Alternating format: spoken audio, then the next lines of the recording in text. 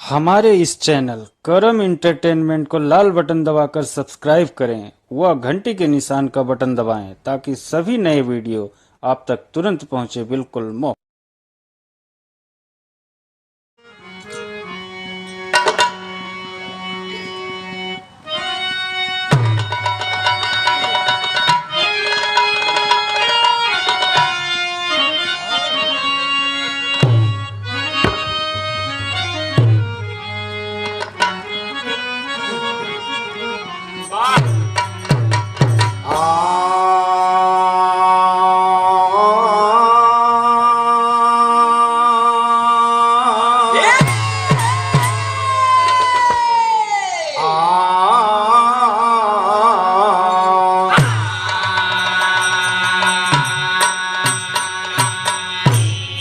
चार लाइन एक बड़ी पुरान कहावत है बाबूजी। पहले वैसे कहावत रहे लेकिन चार लाइन गाने की भूमिका है। कहना बा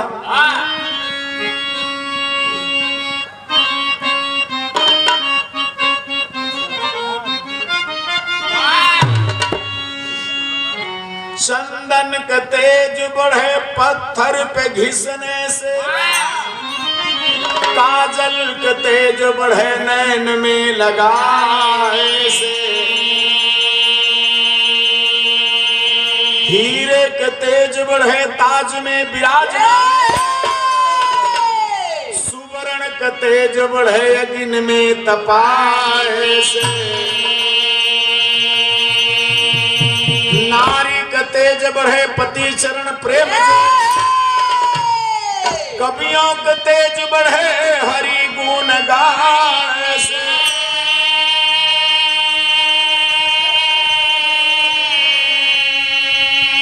माधो कहे तेज सबका अलग है, लेकिन गवैयन का तेज बढ़े सुनवैयन के पाए से।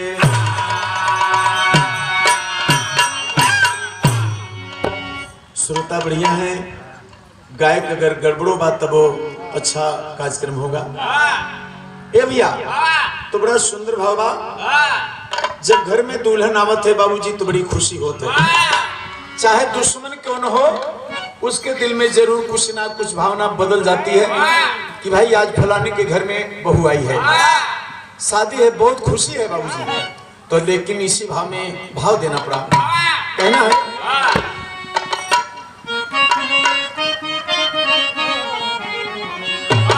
अरे दुश्मन की निगाहों में भी प्यार छलकता है,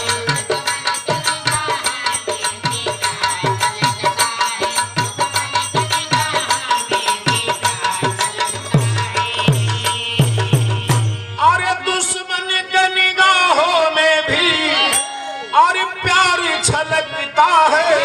शुभ कामना समय के उपहार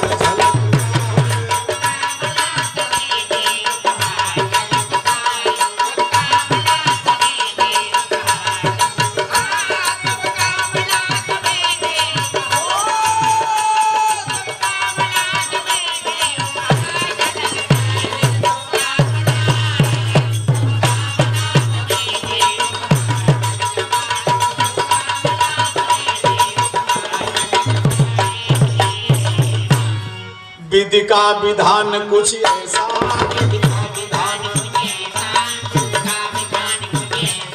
मानो माया में फंसा है,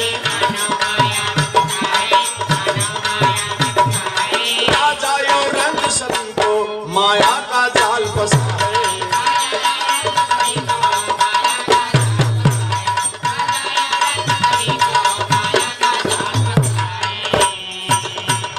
यही से बाबूजी एक कहानी की शुरुआत होत बा। आप लोग थोड़ा सा कहानी पर ध्यान देंगे भैया। कहानी मौके के बाद जौने उपलक्ष्य में आप सब यहाँ आए हैं, उसी उपलक्ष्य में एक छोटा सा प्रसंग है और कहानी है। तो कवि को यहीं से बाबूजी कहना पड़ा। कहानी की शुरुआत लंका से हो रही है, लेकिन जब ये कहानी अयोध्या में पहुंच जाए तो शुभ हो जाए बाबूजी। तो कवि को कहना है, एक रोज सेज पर रावण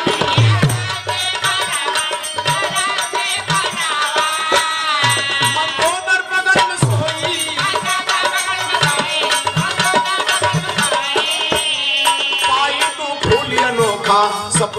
रानी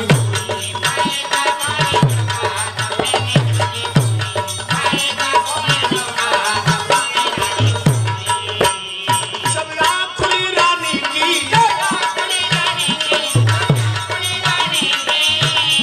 रावण से लगी बताने वहाँ फूल हमें भी जला दो करना ना कोई बात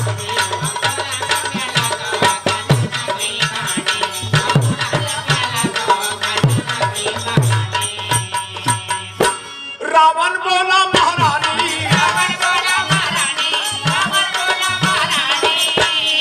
जो फूल सपन में पाया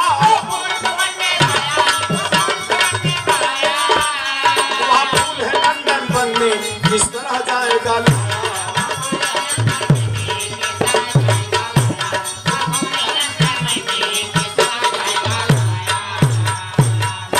आप लोग कहानी पर ध्यान देंगे। एक दिन के बाद दशकंधर सो रहा था बाबूजी, मंदोदरी जाके धीरे से बगल में सो गई और जैसे मंदोदरी सोना शुरू किया बाबूजी तैसे सपन देखना शुरू किया। मेहरारू सपन ज्यादा देखा था जब खलिहर रहा तब। अच्छा जब खलिहर रहा तब सपन देखा थी।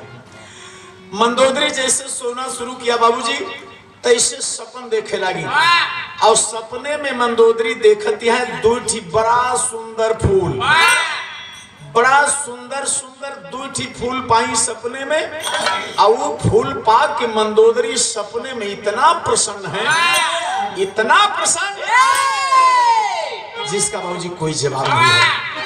फूल को गले से लगाती है बाबूजी, फूल को चुम्बन करती है और संजोग देखा इतने में मंदोदरी का आंख खुल गए और जैसे आंख खुली बाबूजी सपन तो सपन है, उस सपन सपन हो गया। अब दोनों फूल हेराई गए, सपन देखत नहीं, सपन सपन हो गए। मंदोदरी पट से रावण के जगाई, रावण उठ के बैठा, बोला रानी का बात बा? अरे कहीं महाराज वही हम इतना सुंदर सपन देखे और वह सपनवा में दुई ठोर इतना सुंदर बढ़िया फूल पाए रहे। स्वामी जैसे हमारा आँख खुली तैसे वो फूल हेराई गया। वह फूलवा हमके स्वामी लादा वो जौन हम सपनवा में पाए।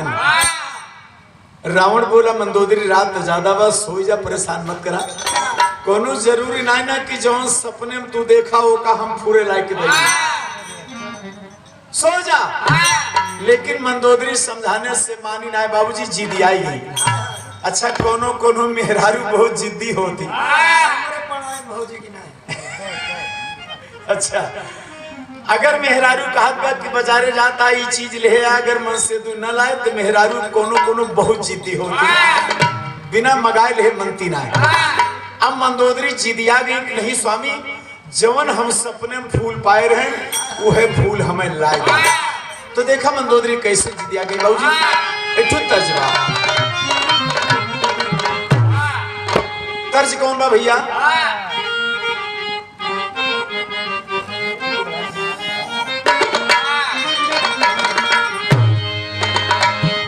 तो देखा तर्जिया हुए बा भैया, ये हमारे गुरुजी नई नई तर्ज लिखे। दिल्ली जात रहन तब, दिल्ली जाते रहे रेलगाड़ी पर रिजर्व डब्बा में और एक लड़की बाबूजी अपने सीट पे सोवत रहा और वो मोबाइल रखे रहा सीने पर और मोबाइल में बिरहा चलत रहा। तो सुने वाले जो रहे वो सब हंसे और लड़की सोवत गया और जाते हुए हमारे गुरुजी संजोग से वही डब्बा में रहे। तो तर्ज लिखे, का लिखे?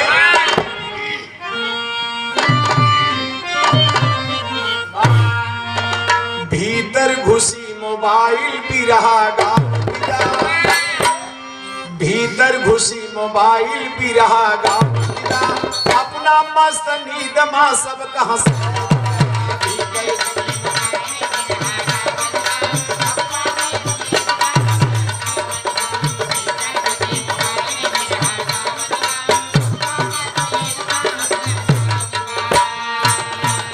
इसी भाव में मंदोदरिया जिदिया गई दशकंधर से, कहने लगी स्वामी वो जवन फूल हम सपने में पाए रहे आपको लाना है, चाहे जैसे लावे। तो रानी हाथ जोड़ दस कंधर का समझावती बा फूलवा लायदा स्वामी पानी गोरी चढ़ा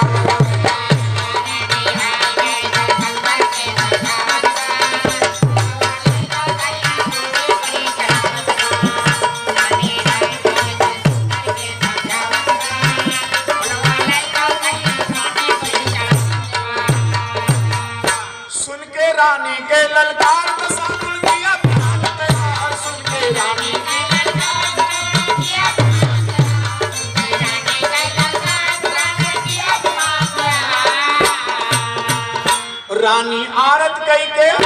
रानी आरत कह के पग पे शीश झुकावत फूलवा लायदा स्वामी पानी गोरी चढ़ा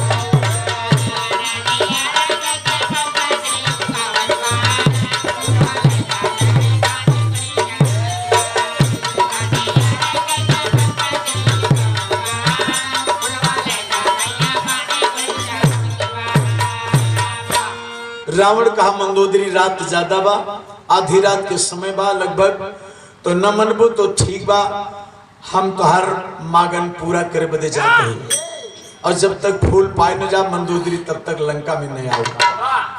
मंदोदरी कही स्वामी हमें विश्वास बा कि आप फूल पाए जागा। तो विमान सजा के दोस्तों रात के समय में 10 कंधर तैयार हो गया और देखे आप लोग कहाँ जात बा बहुत बड़ा विद्वान था आप सभी लोग जानते हैं बहुत ज्योतिष विद्या में आगे था 10 कंधर। ये प्रमाण मिलता है बाबूजी कि त्रेता के समय में बाबूजी रावण जैसा विद्वान इस धरती पर कोई नहीं था। अगर धरती पर कोई विद्वान था तो लंका में रावण था। रावण जैसा कोई नहीं था। अपने ज्योतिष विद्या से बाबूजी समझ गए 10 कंधर। तो देखा जात कैसे बा भैया।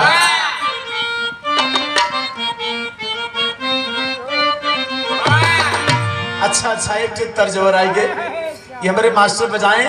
कौन तर्ज बजाएं भैया कि खाई लगलू जब से सांझो गवा बुरा न माना जो मेहरारू बाजारे जाए लगी वही न संपर्क गई जौन भाई शहर चली गई वही उनके तो छूट गए। जौन मेहरारू बाजारे जाती हैं पान पुकार संजोग बीड़ी वो गांठे लागे बुरा न मनिए भैया। हो सका तो 10वां काजनी न ऐसा हो बाकी तो मान लिया 98-90% ऐसा है बाबूजी। कहना है अरे खाई लगलू जब से सांझो गावा उठावा पे चढ़त होए गोगा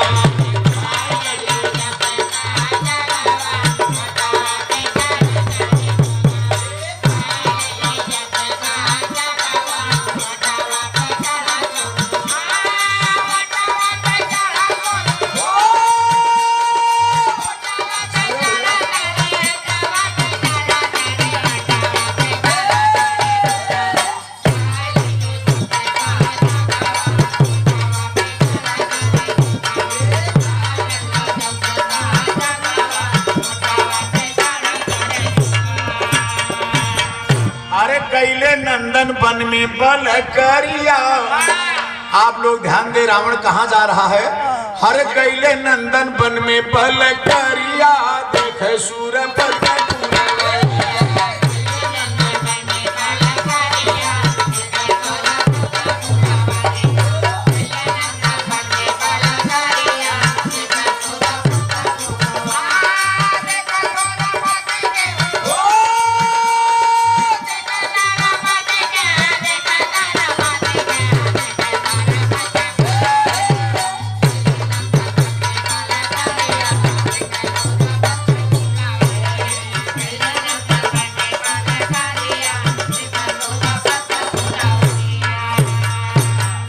जाके बाबूजी नंदन वन में 10 कंधर पहुंच गया जहां वो दोनों फूल हैं जो मंदोदरी सपने में पाई थी। रावण जब पहुंचा देख करके बाबूजी बड़ा प्रसन्न हुआ बहुत खुश हुआ। लेकिन इंद्र भगवान के परी लोग वो फूल का रखावत ही भैया पहरा देते हैं और ताकि वो बगीचा में कोई वह वन में कोई हलन पाए। अब देखा 10 कंधर सोचत बा कि अगर हम जबरदस्ती तोड़ी थे तो हमारी बड़ी बुराई हुई और हम इंद्र भगवान से फूल मांगी थे तब वो बदनामी हुई और अगर हम लड़ाई करी थे तब वो ना ठीक बा। तो रावण बड़े संकट में पड़ गए बाबूजी। का कहे सोचे फूल बद हाथ अरे इंद्र से बढ़ाई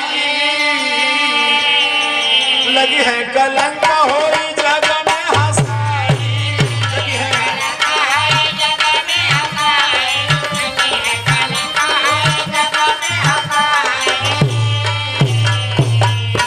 अरे उचित नाही यही बदे समहरिया हरे उचित नाही यही बदे समहरिया देखे सूरपत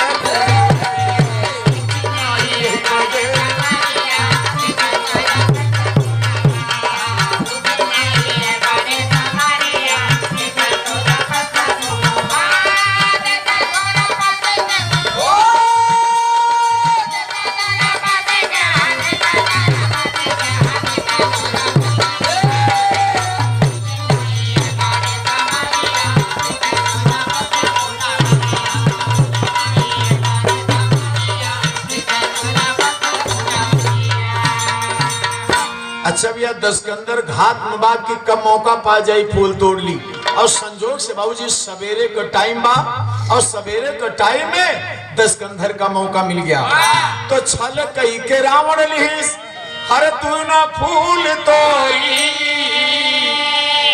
अब पुष्प विवान फेर लंका की ओरी पुष्प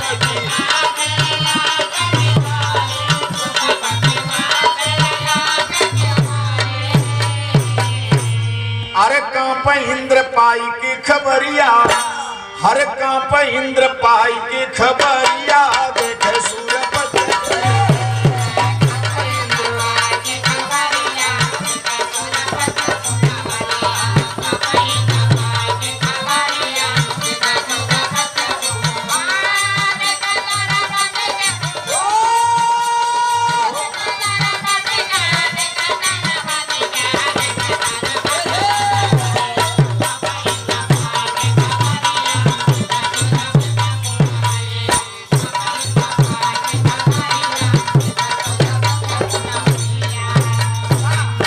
रावण दोनों फूल तोड़ के बाबूजी देखें लंका की तरफ भागना शुरू किया।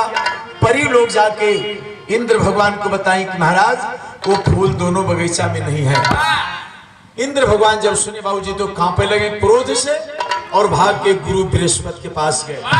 जब गुरु बृहस्पति से पूरी घटना बताए तो गुरु बृहस्पति अपने तंत्र मंत्र विद्या से विचार करने लगे। तो गुरु बृहस्पति इंद्र भगवान को शांति करके बाबूजी वो भेद बतावता है। क्या भेद बतावता है? गुरु बृहस्पति बतलाए या फूल धरा पर जाएगा, गुरु बृहस्पति बतलाए या फूल धरा पर जाएगा। ले गया दशानन लंकापति पर काम हुसैना। गुरु बृहस्पति तुरंत जान गए। इंद्र भगवान से कहे देखा परेशान हो एक बात ना बा, ये फूल लंकापति रावण ले जा रहा है, मृत लोक में ले जा रहा है, लेकिन वह फूल के अंदर कौन गुण बा ये रावण को पता ना बा। वह फूल में बाबूजी बहुत बड़ा गुण था लेकिन रावण को पता नहीं है।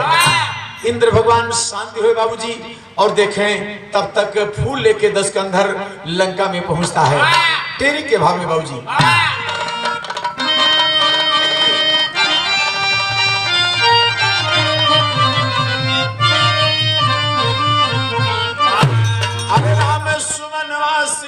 शक्ति रुचि सुधा शोभित शीस ही सस सोई सेवक सोचे मनावा सुमनवा सिर शक्ति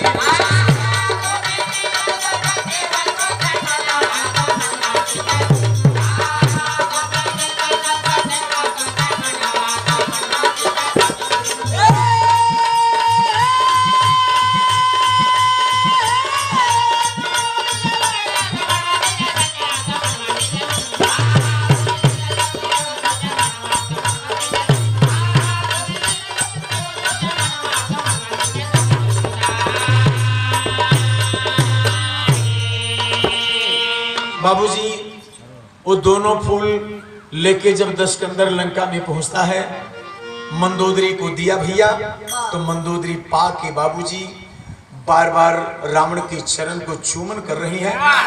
क्यों अरे स्वामी मन से दू होते हो जवन मेहरारू सपने में देखे भैया और जे मर्द लाई दिए तो बतावा ओकरे इसके मर्द बा भैया। मंदोदरी रावण के चरण के बाबूजी चूमन करते कि वारे स्वामी हम जो सपने में देखें वो का आप हकीकत में लाके दे दिया।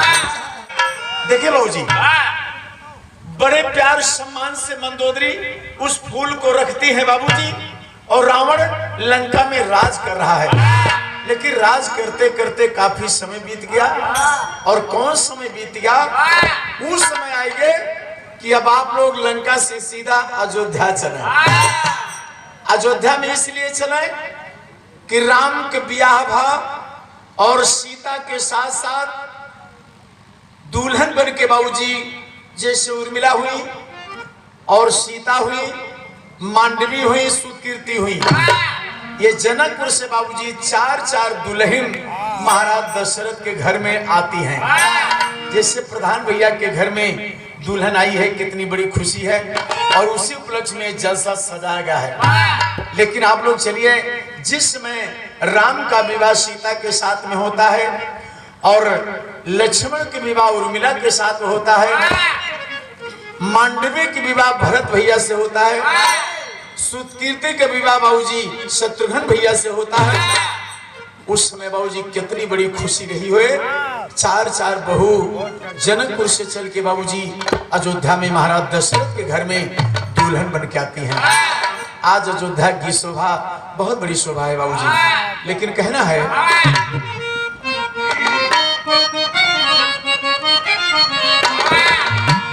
चारों सुध का पिया जनकपुर मझारवा, चारों सुध का पिया जनकपुर मझारवा, आइले अवधपुर में छाइले बा।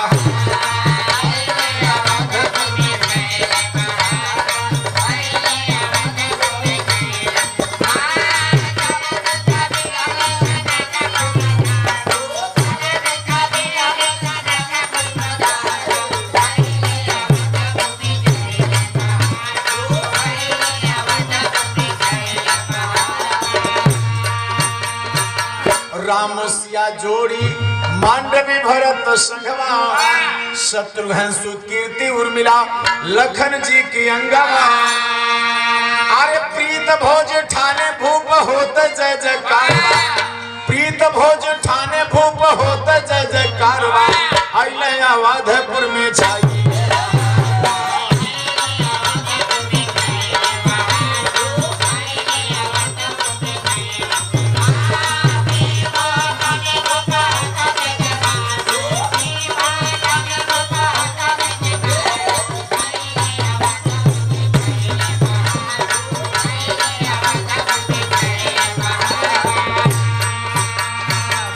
हमारे परम श्रद्धेय बड़े भाई माननीय श्री पिंटू यादव जज्जोर के पावन धरती से प्रधान भैया की तरफ से ये 201 रुपए का और सम्मान आया है। भैया के बहुत बहुत धन्यवाद बा, सुखी जीवन की कामना बा। और भैया को फरमाइश बा कि जौन सीता सुगना संवाद में जनकपुर में सखी लोग गारी गावत रही राम के ब्याहे में, तो 2 लाइन वो मार दे।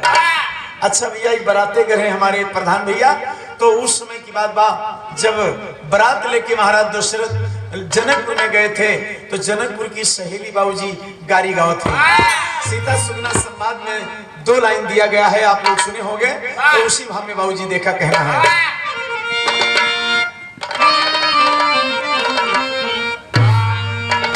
अरे मन मोह मोहनी मूर्तिया सखी दुल्हा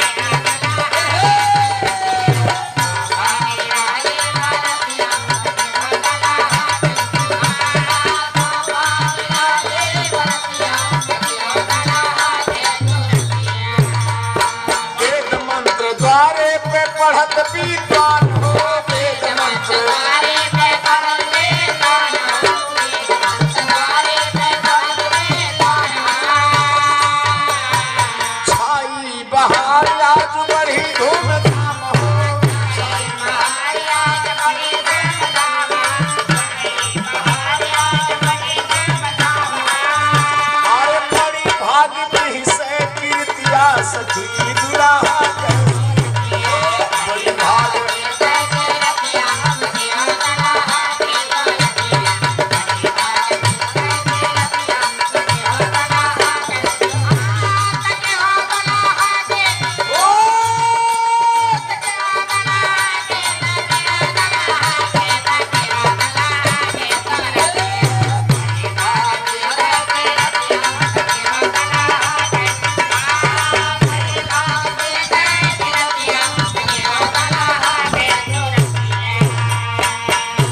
वहां की बात थी बाबूजी।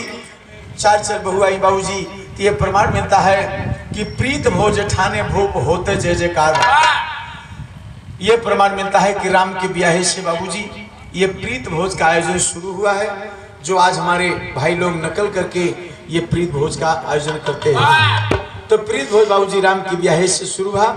अब संजोग देखे बाबूजी, महाराज दशरथ के इतनी खुशी जो ने कोनो जवाब नहीं। और माताएं बहनें भी बड़ी खुश होती हैं जब घर में कोनो अच्छी बात होता है। बहुत सोहर मंगल गीत गावती माताएं बहनें, और जब दुल्हन आवत है तब का कहे तो बुढ़ी हुए जवान हो जाती भैया। गाड़ी गाँव में सोहर मंगल गीत गाँव में बुढ़ी हुए जवान क्यों से तेजी है। तो देखा बाबू जी कहना है,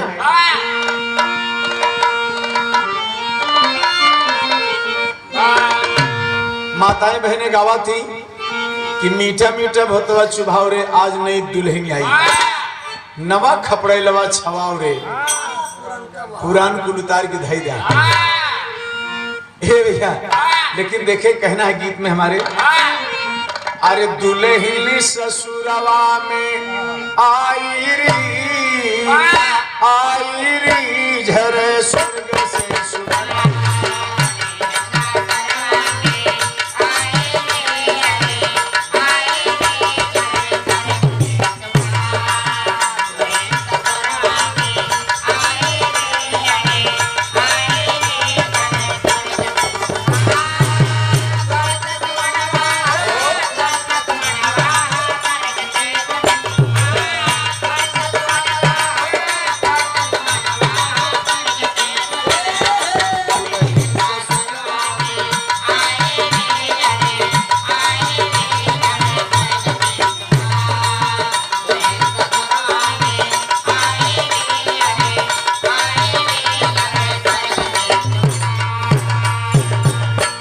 इतने नए बाबूजी ऋषि मुनि देव सब नवते मैले हो।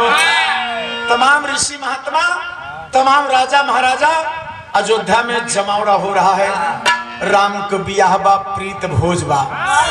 ए बाबूजी तमाम ऋषि महात्मा तमाम राजा महाराजा एकदम अयोध्या में जुट रहे बाबूजी। सबको बड़ी खुशी है कि राम के बियाह बा।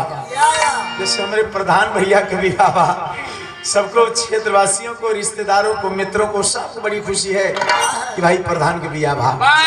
तो बाबूजी संजोग देखें पूरे अयोध्या में बाबूजी खुशी है। ऋषि मुनि देव सब नेवते मैले और लंकापति का भूप नवता पट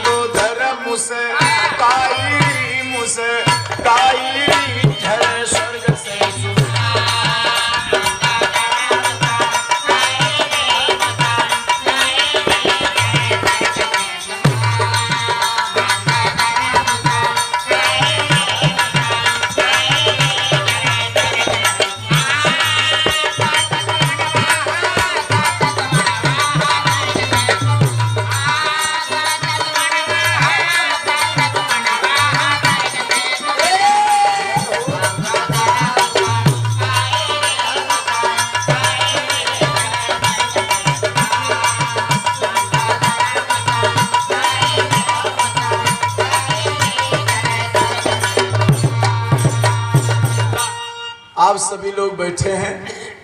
हो सकता है कि कथा भागवत के माध्यम से कहीं जानकारी मिली हो आप लोगों को, लेकिन आप लोग जान लीजिए कि राम के ब्याहे में रावण को न्योता गया था बाबूजी। महाराज दशरथ न्योता रावण को भेजे थे और जब न्योता अयोध्या में पहुंचा अयोध्या के न्योता जब लंका में पहुंचा तो रावण अवाक हो गया। रावण सोचने लगा जाई कि न जाई, जाई कि न जाई। अब बड़े संकट में पड़ गया।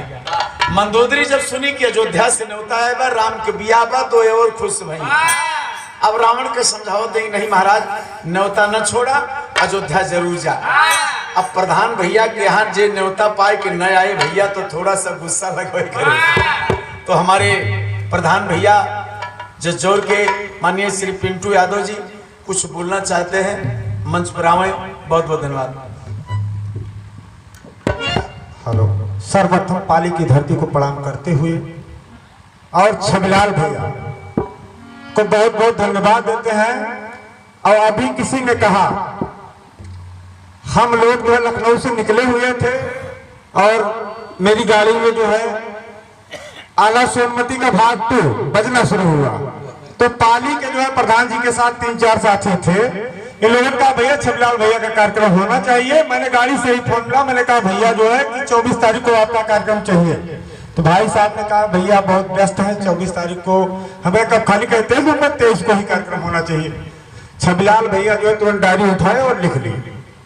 हम लोग न गए छबिलाल भैया, बस केवल फोन पर बात हुई। और छबिलाल भैया यहाँ आए, इसलिए मैं ग्राम पंचायत पाली, ग्राम पंचायत जज्जौर, पूरे धनतेरस ब्लॉक की तरफ से बिरहा सम्राट छबिलाल भाई का हार्दिक स्वागत, वंदन, अभिनंदन करता हूँ।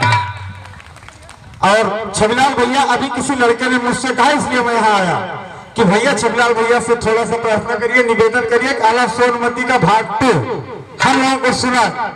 धन्यवाद।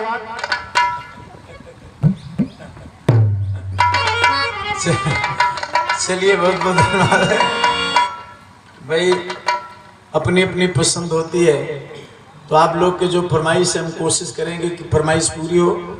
इसमें कार्यक्रम लगातार चल रहा है, बड़ी व्यस्तता है। अभी रात में फिर हमको जाना है, दोस्तपुर के लगे कार्यक्रम है। और रात में हमारा प्रोग्राम यहाँ था, कहाँ था, कोछा से और उत्तर भग्गू जलालपुर में रात में वहाँ थे और यहाँ आए। यहाँ से फिर रात में वहाँ जाना है। थोड़ी सी 5 मिनट और समय लेंगे और उसके बाद जो हमारे प्रधान भैया का फरमाइश था, तो हम कोशिश करेंगे कि फरमाइश पूरी हो। तो बाबूजी देखें, कहना है माताएं बहनें गावा थी, लेकिन गीत के लाइन हुए बा कि दुल्हन ससुरवा में आई री झरे स्वर्ग से सुरा।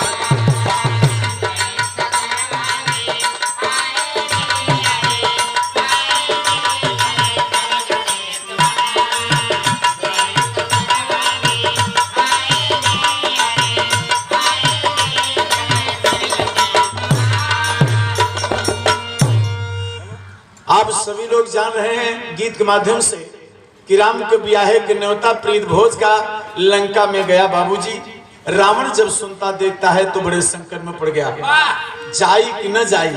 मंदोदरी जब सुनी तो बहुत प्रसन्न भई, रावण को समझावत ही कि ना स्वामी जरूर जाए। राम के ब्याह बाद दुल्हन घर में आई बा, अब आप न्योता स्वीकार करें और तुरंत ही लागे जा। अब रावण बड़े संकट में पड़ गया, क्या करें, कहाँ भैया मेहरारू कहा माने पड़ा था, अजय ना माने तू पैसा रहा। प्रधान भैया बुरा न माना, मेहरारू के अगर सही सलाह बा, सही सुझाव बा तो माने पड़ा था। तो मंदोदरी जीत आ गई। रावण कहा ठीक है मंदोदरी, हम अयोध्या जाते ही प्रीत भोज में न्योते में। मंदोदरी कही ठीक बा स्वामी जा, लेकिन एक बात और बा, वहां बहू आई है तो मुंह दिखाई देख पड़े। तो रावण कहा हमारे कौन कमी बा कि हम मुंह दिखाई न दे पाऊ। मंदोदरी कही देखा ऐसा है, जवन दुल्हन मुंह दिखाई मांगे ओका दिए बा। रावण का भाई पता नहीं दुल्हन का मुंह दिखाई मांगे। अच्छा चला कोनो बात ना। रावण विमान सजा के बाबूजी चल दिया, लेकिन कैसे चलते बाबूजी, पापड़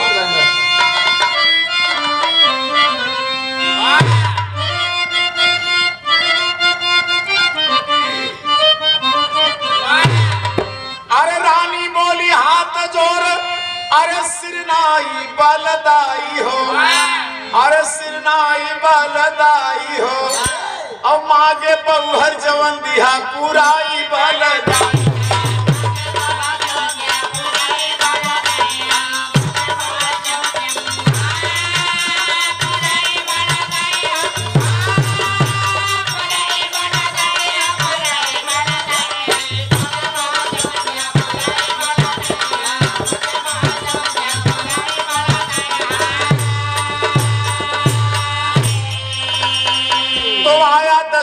अयोध्या पहुंचा। अरे अवध की नगरिया अब भोजन करने बैठा ऋषि मुनि के संघरिया। तमाम ऋषि महात्मा, तमाम राजा महाराजा अयोध्या में बाबूजी जमावड़ा हो गया। जब भोजन तैयार हुआ तो भोजन करने जिस समय दस्कंदर तमाम ऋषि महात्मा के साथ में बैठता है बाबूजी, एक बड़ी पुरानी परंपरा बा, आप लोग भूल गए होंगे, लेकिन हमारे जो बुजुर्ग माताएं बहनें हैं या हमारे जो पिता तुल बुजुर्ग हैं, इनको बाबूजी याद होगा। एक बड़ी पुरानी परंपरा ही बा, जब दुल्हन घरे में नई नई आवत है तो के हदी पदी जे होते तो वह दुल्हनिया भोजन परोस आता है और परोस के थारी खींच लेते हैं। उस दुल्हनिया की चाहे नंदोई रहे, चाहे जीजा रहे, चाहे मौसा रहे, चाहे मामा रहे, वो थारी परोस के तो के खींच ले। जब दुल्हनिया थारी खींच ले तो जेका जोन भगवान दे रहे तो बाबूजी वो दुल्हनिया के मुंह दिखाई देता है।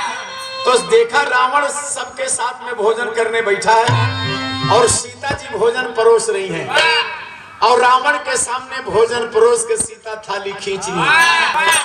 जब भोजन के थाली सीता खींच ली तो दस्कंदर हंसा और बोला, करे सीता हम जानते ही तुम्हें मुंह दिखाई चाहिए, तो हमारे भोजन के थाली दा, मुंह दिखाई में का चाहिए मांग ला। ए भैया, अरे हंस के कहे दसानन भुजा उठाई बलदाई हो, अरे मांगा बहु हर दे मुंह दिखाई बलदाई।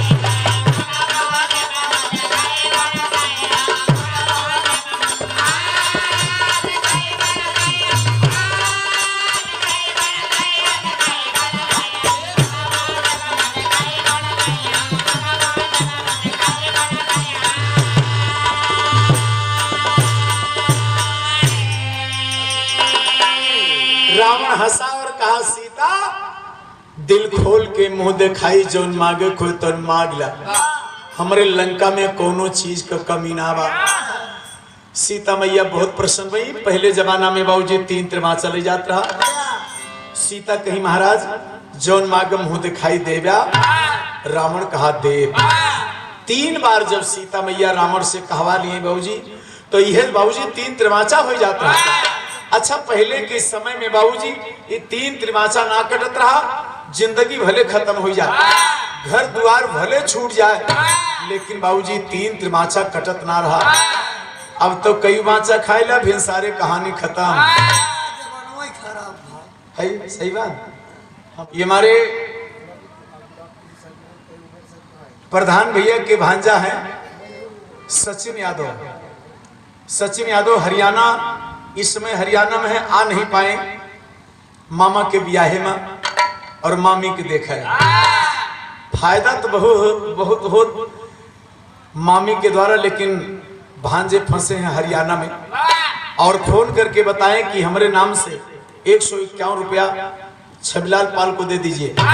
तो ये हरियाणा के धरती से बाबूजी सचिन यादव हमारे प्रधान भैया के भांजा हैं, उनकी तरफ से 151 रुपए का सम्मान और मुन्ना के सुखी जीवन की कामना बा। बहुत बहुत धन्यवाद बा। ए भैया, अब देखें सीता जी रावण से मुंह दिखाई मांगत है, का मांगत है? आल्हा में प्रमाण बा, कहना है,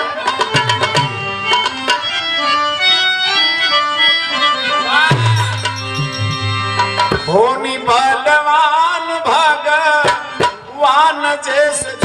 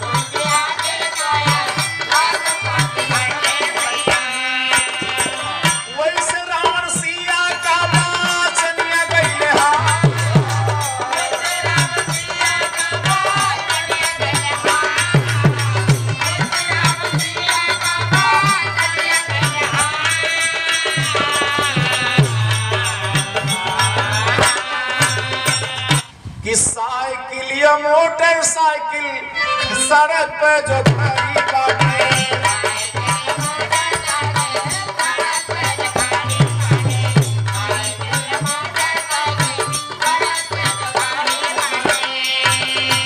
सड़क से हटा के भैया कइले वही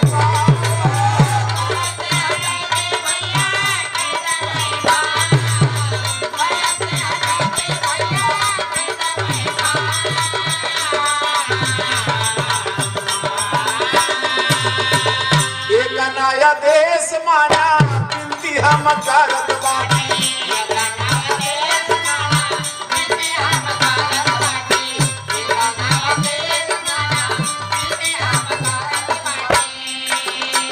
जौने आवा दामन बाना रहे बरकरार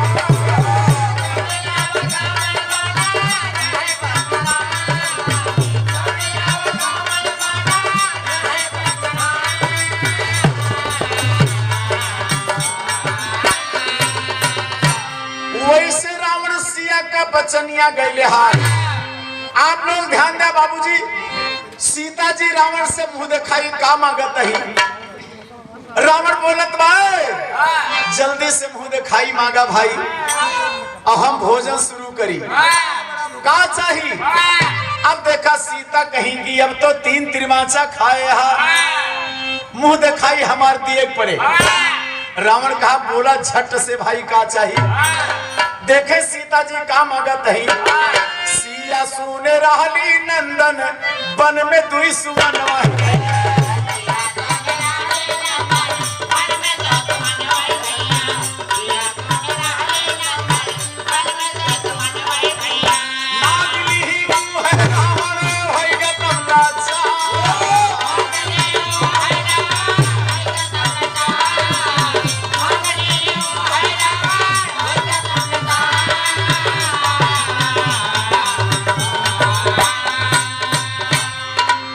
अरे बाप रे बाप, रावण के ऊपर बाबूजी आसमान फट पड़ा।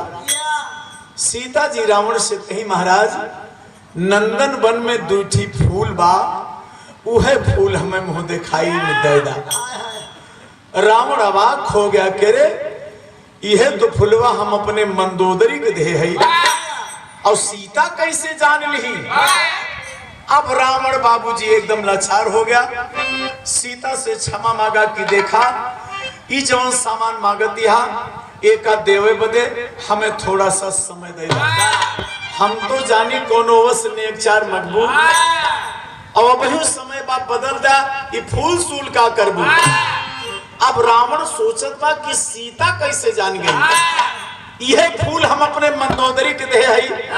अगर हाँ कहले तो हमार मंदोदरी रिसियाई जाए और अगर इनकार कह दे तो 3 तिरमाचा कर जाएगा। रावण बाबूजी बड़े संकट में पड़ गया और सीता जी से थोड़ा सा समय मांगा कि हमका थोड़ा सा समय दे दा और हमें विश्वास हुआ कि तुहार मांगन पूरा होई। बात तो कटक ना चाहिए लेकिन हमें लंका तक फिर जाए पड़े। सीता जी भोजन के थाली रावण के सरकाई दी। रावण भोजन का बेचारे के उद्वास लाग गए। झट से हाथ वाथ धोए के ओचोन करके बाबूजी विमान सजा के रावण चल दिया।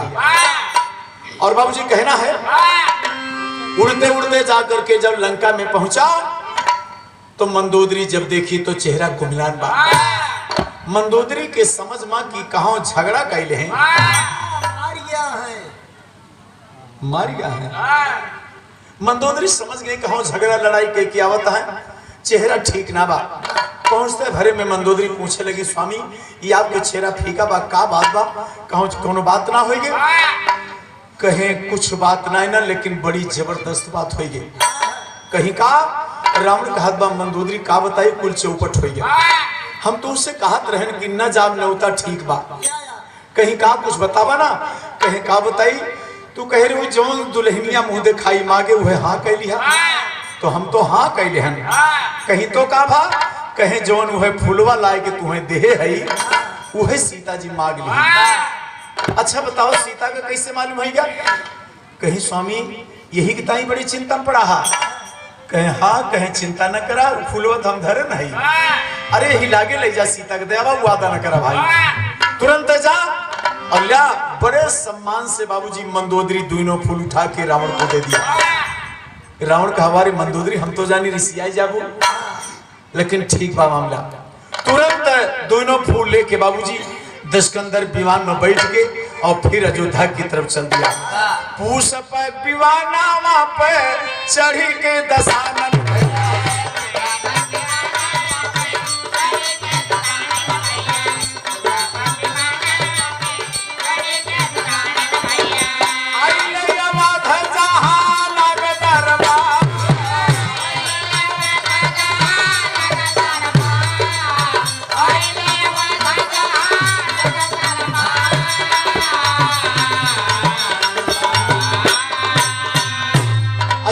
पहुंचा, बड़ा सम्मान हुआ। सीता को बुला के बाबूजी वही 2 फूल जो सीता मुंह दिखाई में मांगी थी रावण दे रहा है। बाबूजी बुला करके सीता को क्या कहा और आखिर में कहना है बाबूजी,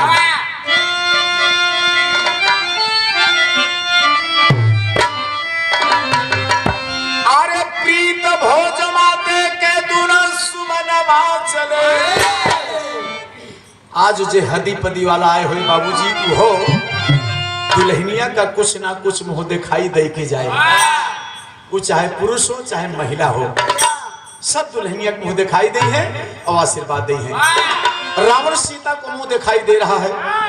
अरे प्रीत भोजमा दे के दुना सुमनवा चले और ना ही रहले वही पुष्प के दिया नवा चले।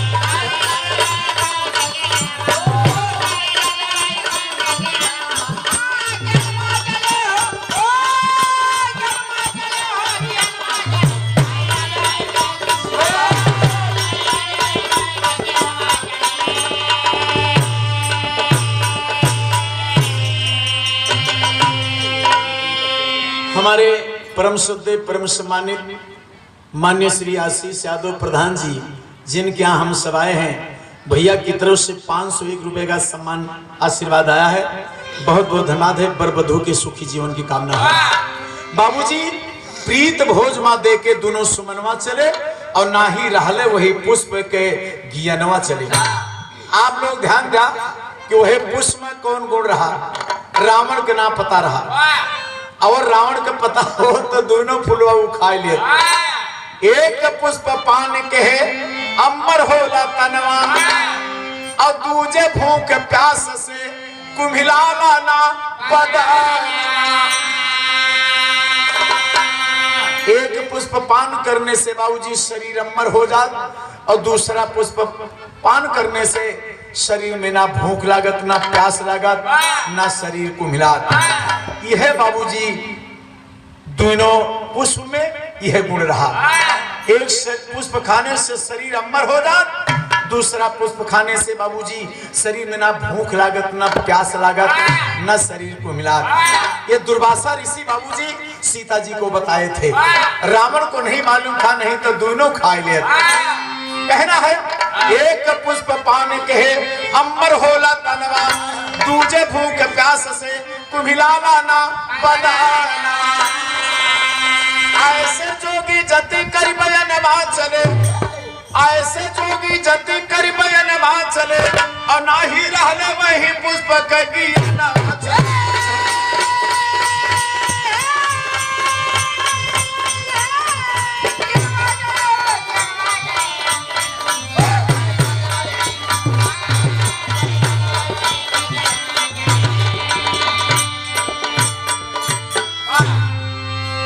तो इस प्रकार से बाबूजी मुंह दिखाई माई सीता रावण से फूल पाई और दोनों फूल में बाबूजी बहुत बड़ा गुण है। और पुष्प दे करके दशकंधर लंका में आया, प्रीत भोज संपन्न हुआ। और ये बाबूजी प्रीत भोज के बारे में गीत रही जिस उपलक्ष्य में आप सब आज यहाँ आए हैं। तो चली आ रही आदिकाल से प्रीत भोज की जय गुरु सीता राम श्याम।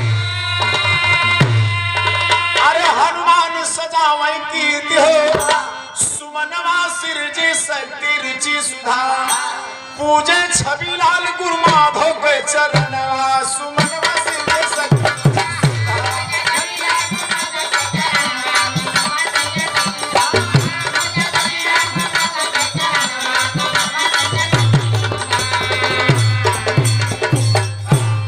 बाबूजी ये प्रसंग आप लोग सुने, बहुत बहुत धन्यवाद। हमारे इस चैनल करम एंटरटेनमेंट को लाल बटन दबाकर सब्सक्राइब करें व घंटी के निशान का बटन दबाएं ताकि सभी नए वीडियो आप तक तुरंत पहुंचे, बिल्कुल मुफ्त।